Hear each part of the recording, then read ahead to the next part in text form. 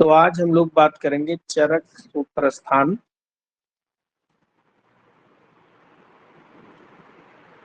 10-9 के बारे में। चरक सूत्रस्थान 9 और चैप्टर का नाम है खुड्डाक चतुष्पाद अध्याय। खुड्डाक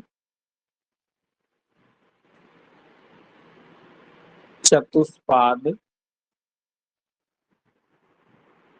अध्याय। तो पहले हम लोग समझें कि ये जो चैप्टर लिखा है इसका क्या मतलब होता है खुड्डाक का। तो खुड्डाक का मतलब होता है अल्पवचन। खुड्डाक का मतलब होता है अल्पवचन। एक और बात यहाँ इम्पोर्टेंट है, ये जो खुड्डाक शब्द है, खुड्डाक शब्द बौद्ध दर्शन की भाषा शैली है। खुड्डाक शब्द बौद्ध दर्शन की भाषा शैली।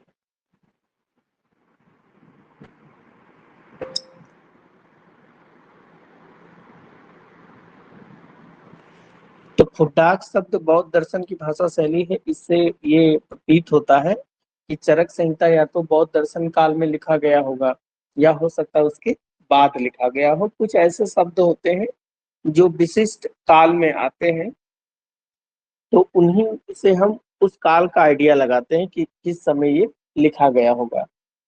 खुड्डाक अल्प वचन कहने का मतलब है कि यहाँ पर जो चीजें लिखी जाएंगी बहुत ही संक्षेप में आपको चिकित्सा के चारों पादों के बारे में यहाँ पर वर्णन कर दिया जाएगा। जैसे सबसे पहले देखें चिकित्सा के चतुष्पाद।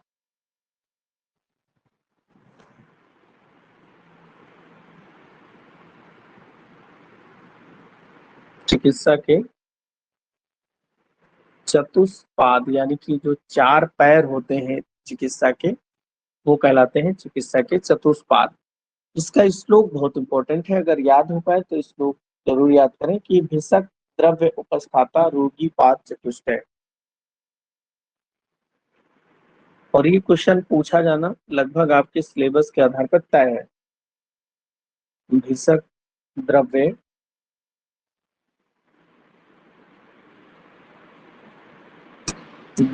प्रज्ञान उपस्थाता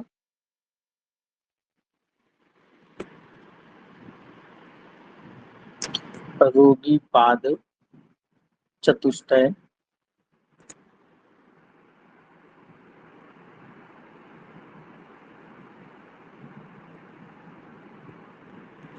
गुणवत् कारणम ज्ञेयम। गुणवत् कारणम ज्ञेयम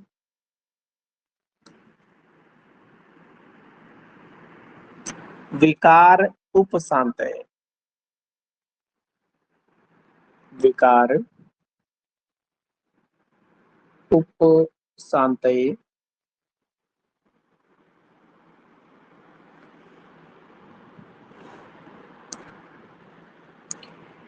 तो भिषक द्रव्य उपस्थाता, तो यहाँ पर जो चतुष्पाद के बारे में बताया गया है, चतुष्पाद में सबसे पहले क्या है, भिषक नंबर 1। भिषक को हम लोग वैद्य कहते हैं या इसको हम लोग डॉक्टर कहते हैं। ठीक है। दूसरा लिखा है द्रव्य। द्रव्य यानी कि मटेरियल या औषधि, या इसको हम लोग मेडिसिन भी कहते हैं। और तीसरा क्या है, उपस्थाता।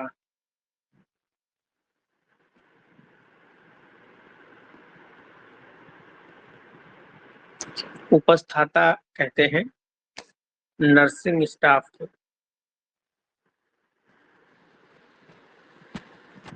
नर्सिंग स्टाफ या अटेंडेंट जो होता है उसे उपस्थाता कहा जाता है।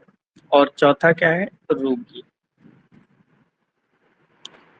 रोगी कहते हैं पेशेंट को। ठीक है। तो इनका गुणवत्त कारणम, ये अगर इनके जो गुण बताए गए हैं, अगर ये अपने गुणों से युक्त हैं, तो ये विकार उपशांतय यानी कि किसी भी रोग को शांत कर सकते हैं। विकार उपशांतय यानी किसी भी रोग को शांत कर सकते हैं। यहाँ एक पॉइंट हम लोग लिखेंगे, उपस्थाता जो लिखा हुआ है इसके नीचे लिख ले, आगे काम आएगा। उपस्थाता को भेल ने परिस्रावी कहा है। भेल ने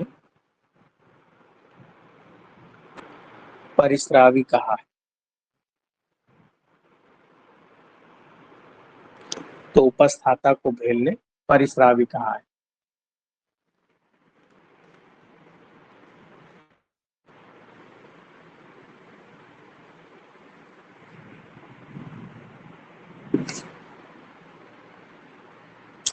नेक्स्ट,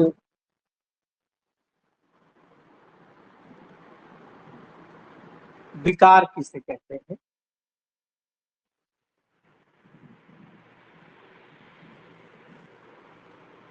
और स्वस्थ व्यक्ति किसे कहते हैं? तो ये श्लोक भी बहुत इंपॉर्टेंट है। विकारो धातु वैषम्यम,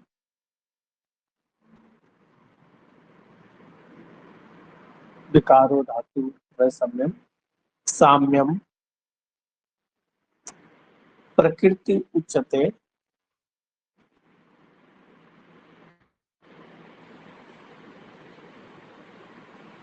साम्यम प्रकृति उच्यते, सुख संयम आरोग्यम,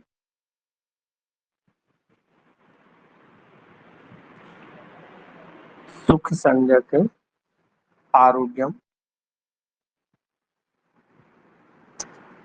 विकारो दुखम एवचा,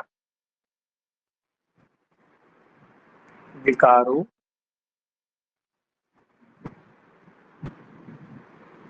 दुखम एवचा। बहुत ही इंपॉर्टेंट श्लोक ये भी है। आचार्य चरक क्या कहते हैं कि विकारो धातु वैषम्यम, पहले पॉइंट को देखें तो क्या लिखा है? विकारो धातु की विषमता की वजह से,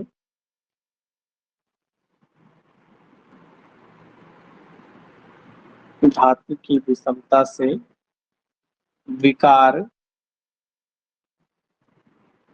यानी कि रोग उत्पन्न होते हैं, रोग उत्पन्न होते हैं। अब धातु की विषमता कैसे आप पहचानोगे? धातु की विषमता हो गई तो धातु की विषमता हम लक्षणों को देखकर, जो धातुओं के लक्षण बताए हैं, इसके लिए आचार्य चरक ने अंजलि प्रमाण बताया है। अंजलि प्रमाण यानी कि धातुओं का प्रमाण बताया है।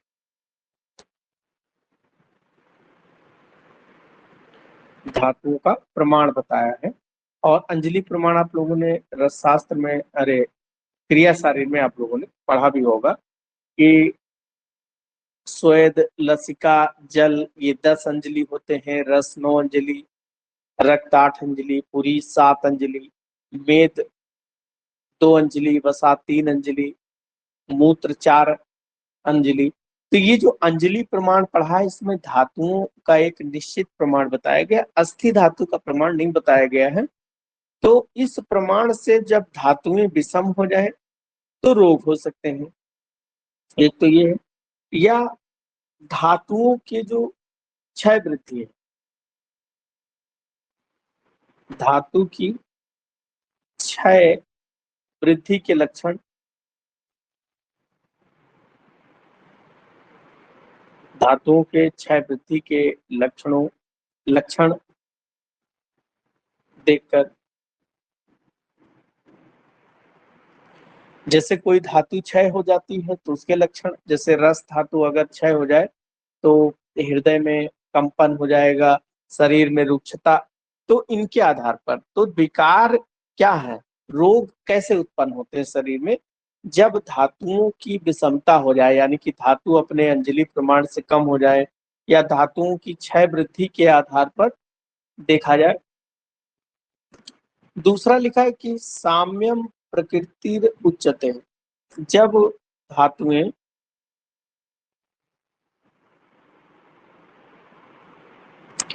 साम्य अवस्था में होती हैं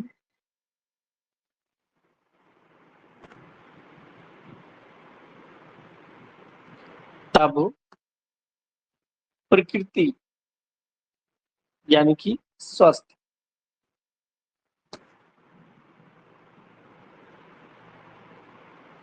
तब इसे प्रकृति कहते हैं। प्रकृति मतलब तब उसे स्वस्थ कहते हैं। यानी कि जब धातुएं साम्य अवस्था का मतलब है कि वो अपने अंजलि प्रमाण में हो और धातुओं के सामान्य जो लक्षण है उसके अनुसार शरीर के अंदर हो, तो इस अवस्था को हम क्या कहेंगे? स्वस्थ कहेंगे, कि वो स्वस्थ है, या उसको हम नेचुरल कहेंगे, प्रकृति कहेंगे। फिर लिखा है कि सुख संयम आरोग्यम, सुख संयम आरोग्यम, कि आरोग्य क्या है? आरोग्य जो सुख देने वाला है,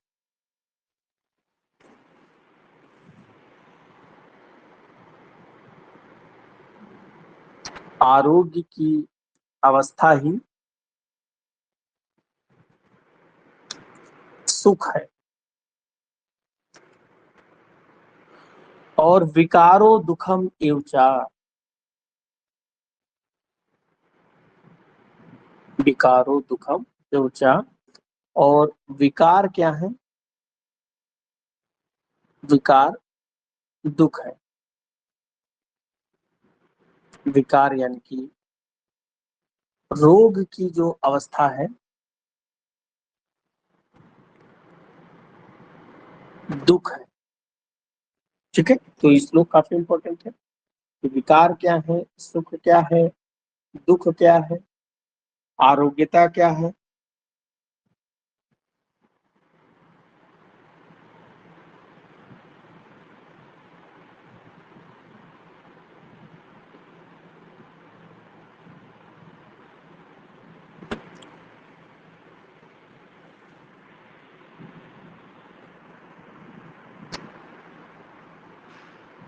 ठीक है, नेक्स्ट श्लोक की बात करें।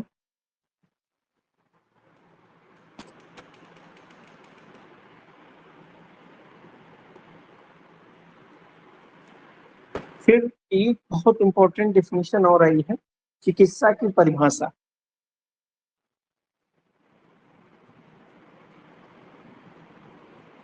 चिकित्सा की परिभाषा,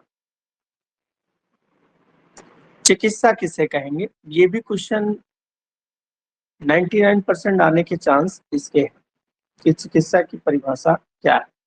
देखिए, पहली चीज हम लोग क्या जानेंगे कि आचार्य चरक ने चिकित्सा की परिभाषा 2 जगह बताई है। चरक सूत्र स्थान 9 हम लोग पढ़ रहे हैं। इसके अलावा चरक सूत्र स्थान 16 में भी एक चिकित्सा की परिभाषा बताई है। सूत्र स्थान 9 की जो चिकित्सा की परिभाषा है वो हम लोग देखें पहले। चतुर्गुणा भिषक आदि नाम, चतुर्णा भिषक आदि नाम,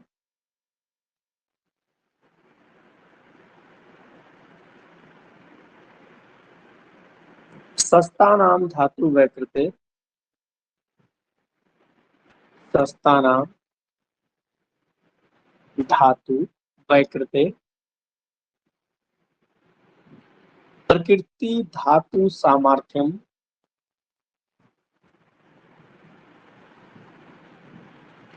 प्रकृति प्रवृत्ति,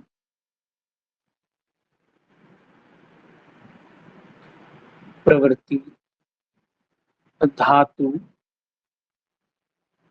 साम्यार्थम,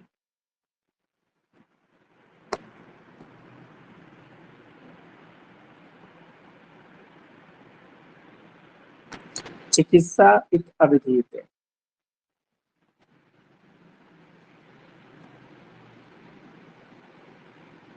चिकित्सा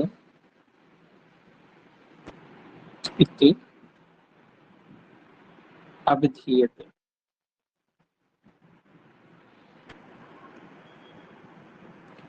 तो चतुर्गुणा भिषक आदि नाम सस्ता नाम धातु वैकृते प्रवृत्ति धातु साम्यार्था चिकित्सा इति अभिधीयते।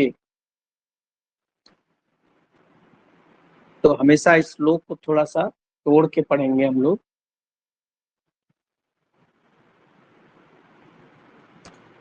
अब चतुर्गुणा चतुर्नाम भिषक आदि नाम, तो जो चार भिषक आदि चारों पाद सस्ता नाम धातु वैकृते, सस्ता नाम मतलब धातुओं में साम्यता लाने के लिए, सस्त का मतलब होता है उत्तम,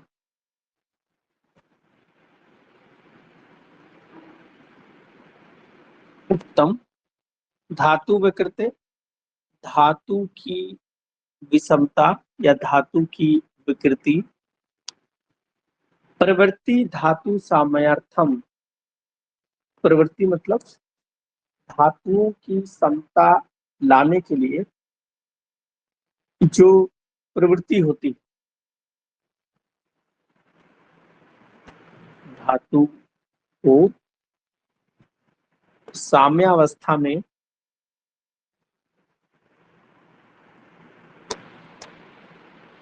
प्रवृत्ति धातु साम्यार्थम, तो धातु को साम्यावस्था में लाने के लिए जो प्रवृत्ति होती है, प्रवृत्ति मतलब जो कार्य किए जाते हैं, चिकित्स इत अभिधीयते, उसे ही चिकित्सा कहते हैं, उसे ही चिकित्सा कहते हैं। तो इस पूरे पैराग्राफ का जो अर्थ है क्या हो जाएगा कि जो भिषक आदि चारों पाद है वो उत्तम गुणों से युक्त हो,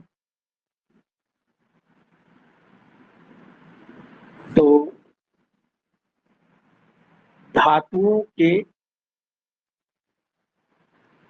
विकृत होने पर उत्तम भिषक आदि, उत्तम भिषक आदि, भिषक आदि का मतलब यहाँ पर जो चारों पाद हैं जो पीछे पढ़ के आए हैं, तो धातुओं की विकृति होने पर उत्तम भिषक आदि चिकित्सा के जो चारों पाद हैं, भिषक आदि द्वारा धातुओं को साम्यावस्था में लाने के लिए जो प्रवृत्ति होती है, जो कार्य किए जाते हैं, वही चिकित्सा है। वही क्या है? वही चिकित्सा है। तो ये चिकित्सा की परिभाषा बहुत इंपॉर्टेंट है। नेक्स्ट देखें, वैद्य के और औषधि के और रोगी के उपस्थाता के यहाँ पर चारों के चार चार गुण बताए गए हैं।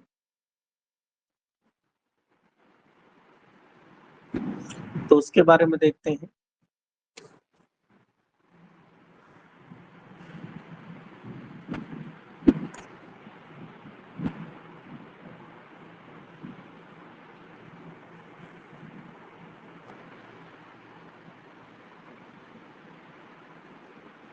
चिकित्सा के चतुष्पाद और उनके गुण।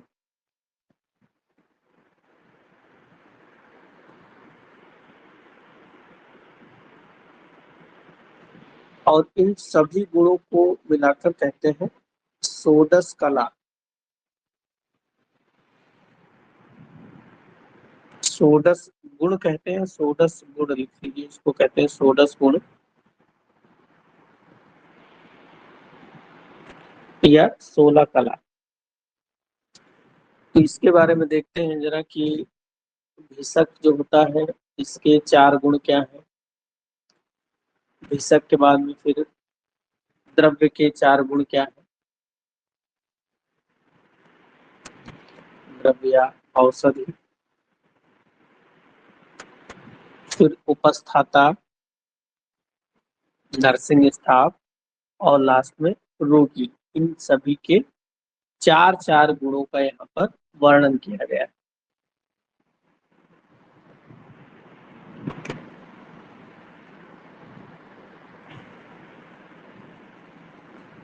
और ये 4 गुणों का वर्णन है, तो एक 4 चीजों का यहाँ पर वर्णन है, तो 4 गुण सबके लिखे हुए हैं। 4 गुण भिषक के हैं, 4 गुण औषधि के हैं, 4 गुण उपस्थाता के हैं और 4 गुण रोगी के हैं। तो ये 4 को 4 से मल्टीप्लाइड करेंगे तो 16 गुण आ जाएंगे, जिसको हम लोग षोडश गुण कहते हैं। तो पहले भिषक के 4 गुण देखें तो श्रुत परिवदातत्वम,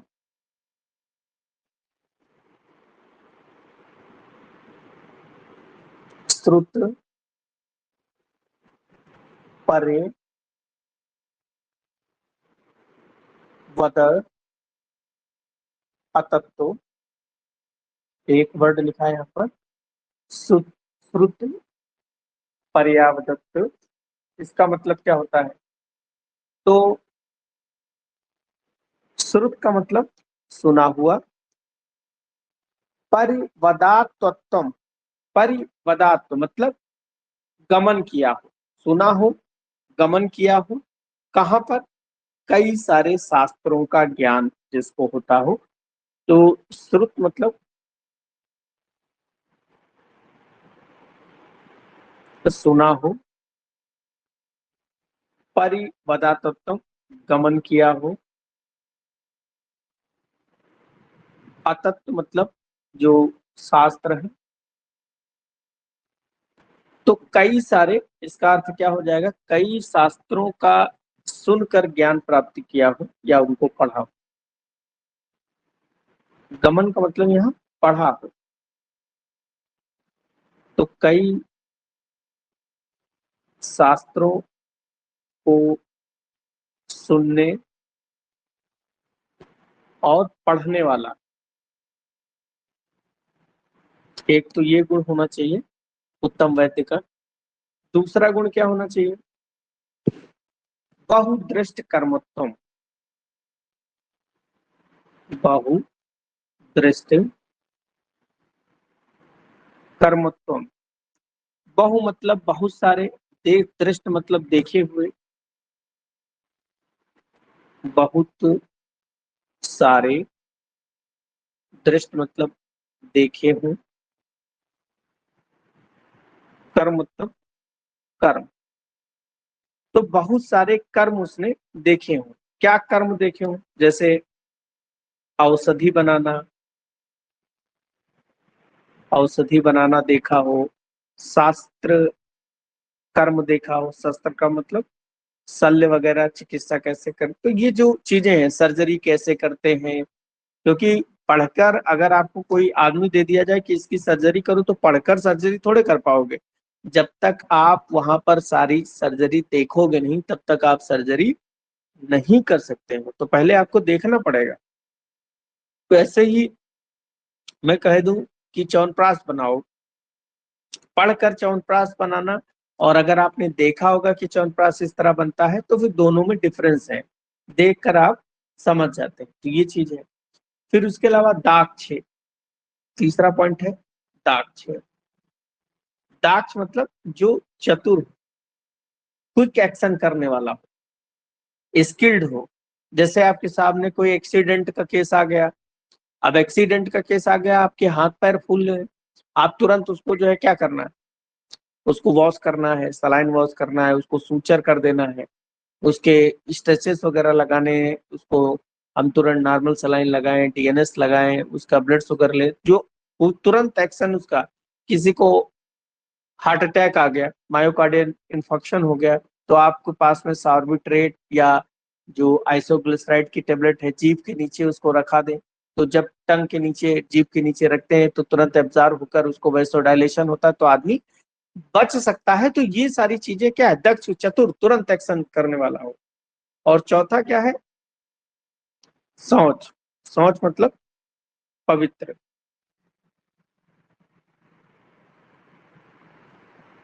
शौच का मतलब होता है पवित्र। पवित्र क्या, जैसे वो वैद्य है, अच्छा वैद्य है, अब पता चले कोई फीमेल, बड़ी सुंदर सी फीमेल उसको दिखाने के लिए आए, बीमार हो, तो आप उसके साथ में गलत कार्य ना करने लगे, पता चले आपको उससे प्रेम हो जाए, तो आप डॉक्टर हैं, आप पवित्र हैं, तो आपको इन सब चीजों के बारे में नहीं सोचना है, तो पवित्रता होनी चाहिए। द्रव्य औषधि की देखें क्या क्या गुण होने चाहिए, तो नंबर 1, बहुता। बहुता मतलब अधिकता होनी चाहिए। ये ना हो कि पता चले औषधि मिल ही नहीं रही है, तो उसकी अधिकता होना चाहिए, एबंडेंस। दूसरा, योगत्वम। योगत्वम मतलब व्याधि को नष्ट करने की क्षमता। तो व्याधि को नष्ट करने की क्षमता होनी चाहिए। एक्सपायरी डेट की दवा ना हो, पता लगे एक्सपायरी डेट वाली दवा रखे हैं, तो दूसरा योगत्वम। तीसरा, अनेक विध कल्पना। अनेक विध कल्पना, यानी कि हमको उसकी जो है चूर्ण, बटी, है ना, काढ़ा आदि बन सके। तो ऐसी औषधि होनी चाहिए कि उसके कई सारे हम अनेक विध कल्पना कर सकते हैं। फिर संपत। संपत मतलब रस, गुण, वीर, विपाक उसके अंदर होने चाहिए। रस, गुण, वीर, विपाक, पूर्ण परिपक्व हो, उसके एक्टिव प्रिंसिपल उसके अंदर हो। अगर गुड़ची उसको खाने के लिए दे दिया जाए तो ऐसा ना हो कि वो काम ही ना करे, तो वो ड्रग संपत होनी चाहिए। नेक्स्ट, उपस्थाता। इसके क्या क्या गुण होने चाहिए, तो नंबर 1, उपचारगता।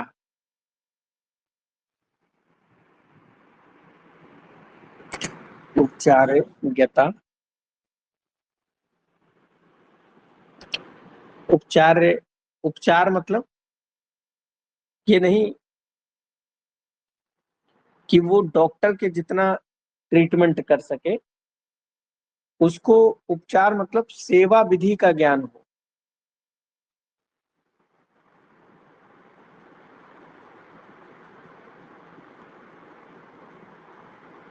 कि जो ड्रिप वगैरह है ये कैसे लगाई जाती है।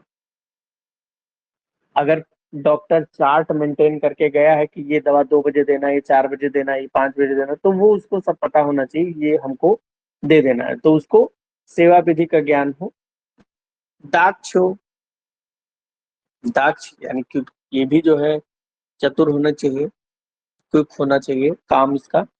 और भृत अनुराग।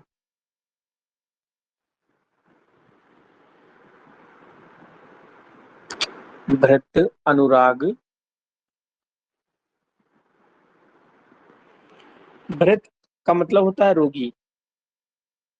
भृत अनुराग अर्थात जो रोगी होता है उसके प्रति प्रेम होना चाहिए।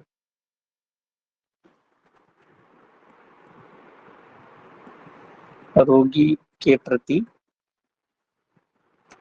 प्रेम हो। ये ना हो कि पता लगे रोगी उल्टी कर रहा है तो नर्स बहुत दूर भाग गया कि अरे वो तो उल्टी कर रहा है, मैं कैसे जो है उसके पास जा सकती हूँ, तो ये सारी चीजें ना हो। और शौच, शौच मतलब पवित्र, तो मन और आत्मा से जो उपचार उपस्थाता है, वार्ड बॉय वगैरह हैं, इनको भी पवित्र रहना चाहिए।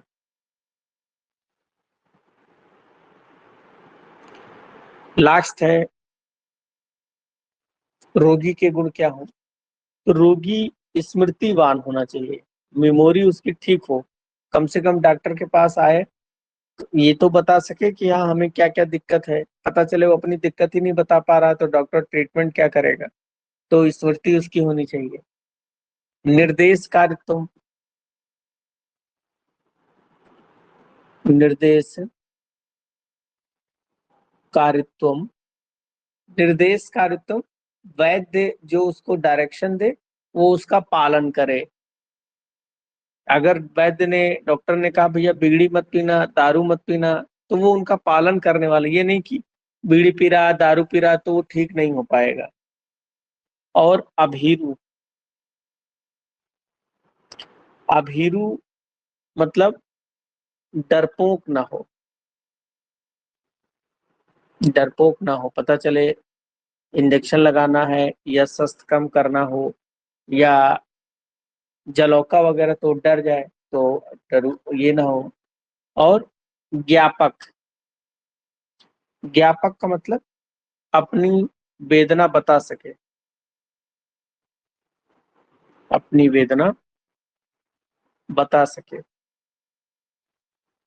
है ना, तो ज्ञापक होना चाहिए।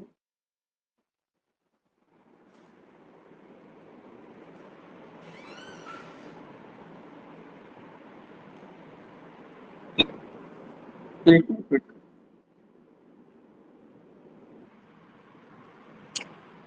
तो ये रोगी पाद चतुष्टयम, यानी कि चार चार सबके गुण होते हैं, तो ये जब संपत्त होते हैं सभी गुणों से युक्त होते हैं, तो इन सभी में जो भिषक होता है वो श्रेष्ठ होता है।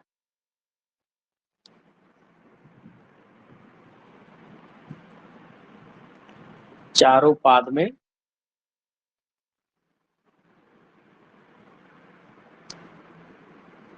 भिषक श्रेष्ठ होता है, क्योंकि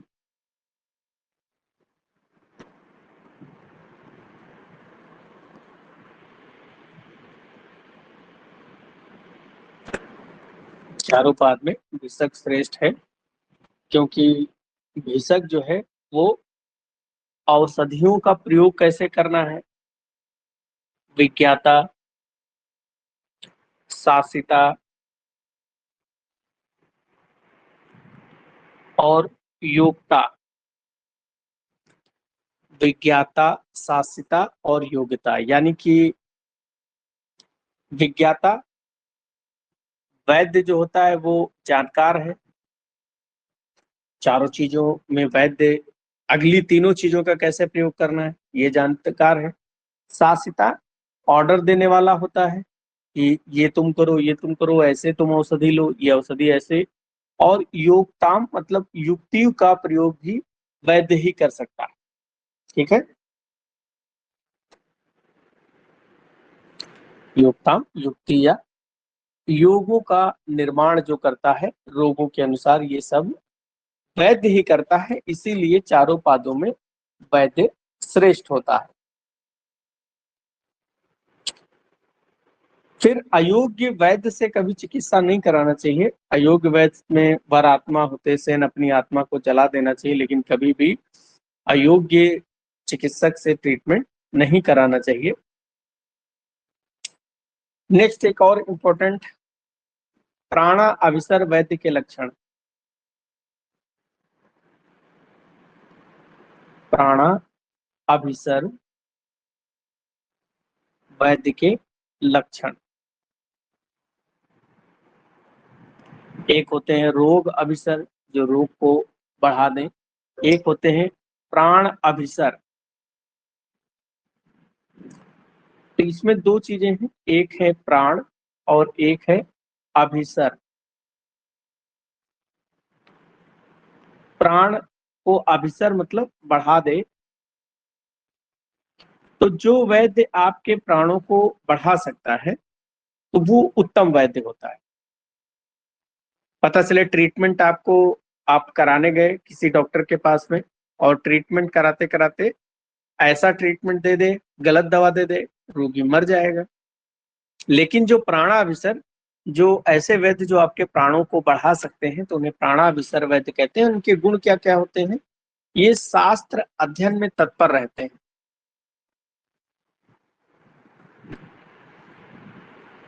शास्त्र अध्ययन में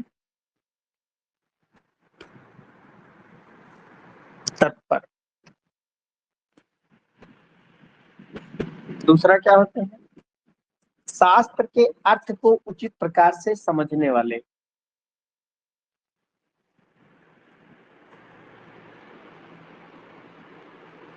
शास्त्र के अर्थ को उचित प्रकार से समझने वाले कि कैसे हम औषधियों का प्रयोग करें। तीसरा, जो शास्त्र के प्रयोग को करते हैं उसके बाद में चिकित्सा स्वयं करते हैं, कर्म स्वयं करते हैं, यानी कि ट्रीटमेंट वगैरह खुद ही करते हैं। और अन्यत्र हुए कर्म, अन्यत्र हुए कर्म को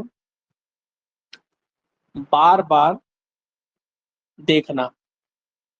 अगर कहीं पर सेमिनार लगा है, वहां कोई सर्जरी का चल रहा है, तो सर्जरी का अगर कोई चीज वहां पर चल रहा है तो उसको बार बार देखता है। तो अन्यत्र हुए कर्मों को बार बार देखना।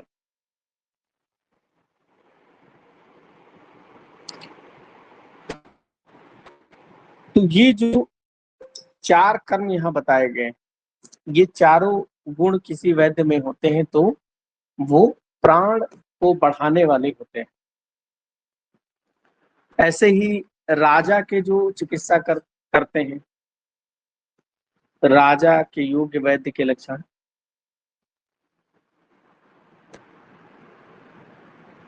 राजा के योग्य वैद्य के लक्षण।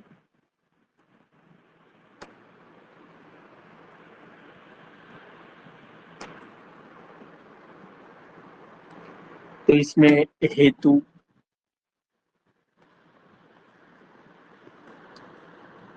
हेतु यानी कि जो कारण है, जो निदान है।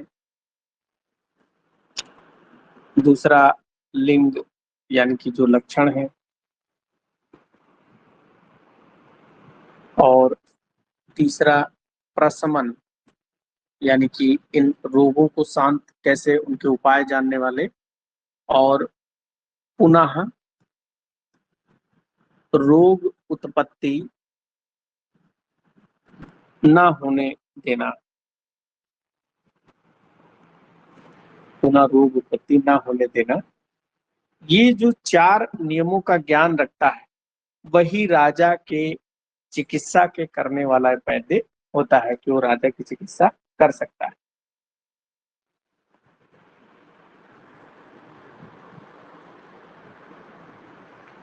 नेक्स्ट बहुत इंपॉर्टेंट पॉइंट है, ये भी एग्जाम में पूछा जा सकता है। शस्त्र, शास्त्र और सलिल। सलिल मतलब जल। तो शस्त्र, शास्त्र और सलिल जिस पात्र में रखे जाते हैं, जिस पात्र में रखे जाते हैं उसी के अनुसार गुण दोषों की उत्पत्ति हो जाती है।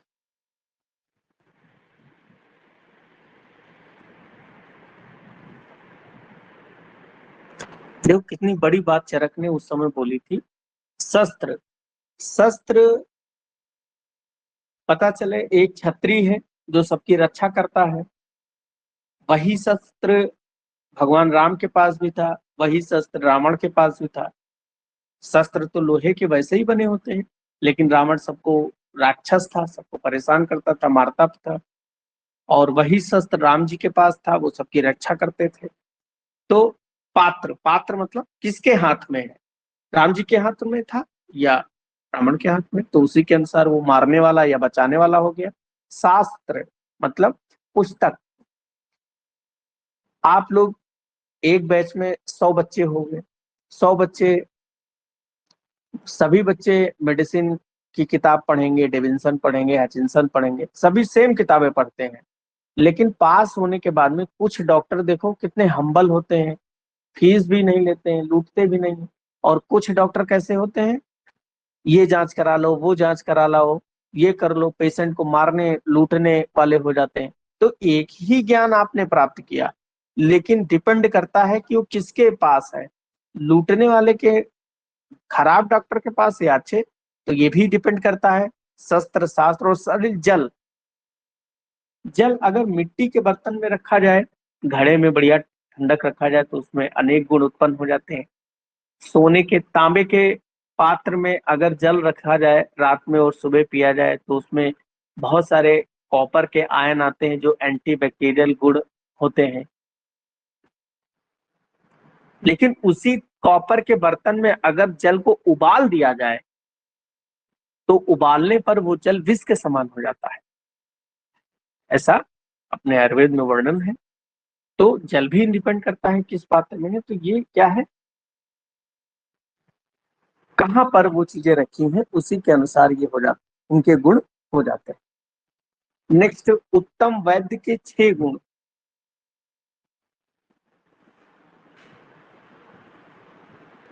उत्तम वैद्य के गुण लिखे हैं। तो उत्तम वैद्य के गुण क्या क्या होना चाहिए, तो विद्या, वितर्क, विज्ञान, स्मृति, तत्परता और क्रिया।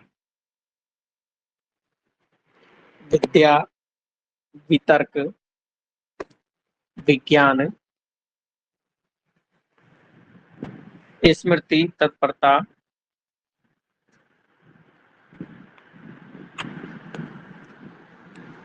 और क्रिया। यानी कि वो विद्या, नॉलेज हो उसके पास, वितर्क वो तर्क करने वाला हो, विज्ञान ज्ञान को जानने वाला हो, दोबारा से किसी भी चीज को खोजने वाला हो, स्मृति मेमोरी अच्छी हो, तत्परता तुरंत अटेंटिव हो, तुरंत कार्य करने वाला हो, और क्रिया, क्रिया मतलब चिकित्सा, कोई भी पेशेंट आ जाए वो उसकी चिकित्सा करने वाला।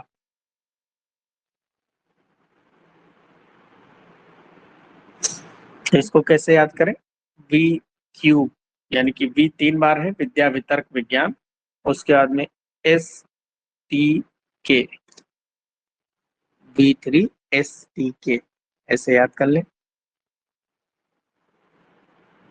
नेक्स्ट एक श्लोक और है, शास्त्रम ज्योति प्रकाशार्थ बुद्धिन आत्मना ताभ्याम भिषक संयुक्ताभ्याम चिकित्सा परधाप्ते। तो जो शास्त्र होते हैं वो प्रकाश की तरह देने वाले होते हैं। यानी कि आप लोग इस श्लोक को किताब में अंडरलाइन कर लीजिए और उसको रट लीजिए कि शास्त्रम ज्योति प्रकाशा, जो शास्त्र हैं वो आपको प्रकाशित, आपके ज्ञान को बढ़ाने वाले होते हैं, चिकित्सक, और आप उत्तम बन सकते हैं। नेक्स्ट, वैद्य की 4 वृत्तियां, ये भी बहुत इंपॉर्टेंट है। वैद्य की 4 वृत्तियां।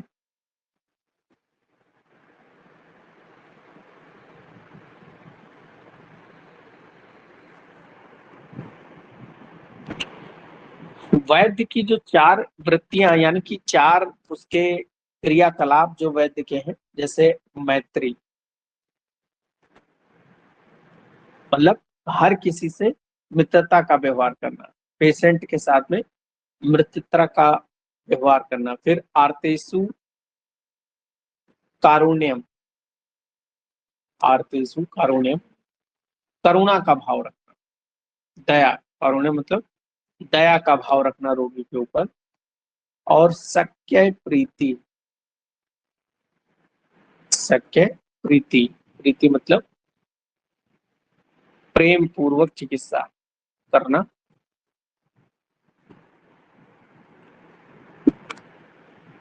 प्रेम पूर्वक शक्य प्रीति। शक्य प्रीति का मतलब है कि रोगी के प्रति प्रेम और चिकित्सा में भी प्रेम हो। और प्रकृतिस्थेषु भूतेषु उपेक्षणम।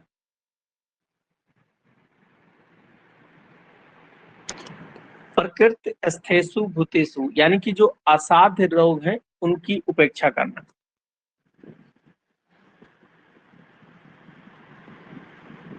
असाध्य रोगों की उपेक्षा करना। तो जो रोग ठीक नहीं हो सकते उनमें फालतू का अगर आप ट्रीटमेंट करेंगे तो पता चले पेशेंट मर गया, तो आपका जो चारों दिशाओं में यश फैली कि वो डॉक्टर साहब बड़े अच्छे हैं, अगर एक भी पेशेंट मर गया तो फिर आपकी अपयश हो जाएगी, आपकी जो कीर्ति पताका फैली हुई है उसमें नुकसान होगा, जिस कारण से फिर भविष्य में आपके पेशेंट भी कम हो जाएंगे। तो ये चैप्टर नंबर 9 था, खुड्डाक चतुष्पाद। आज बस इतना ही हम लोग पढ़ेंगे, कल हम लोग महाचतुष्पाद पढ़ेंगे। चलो।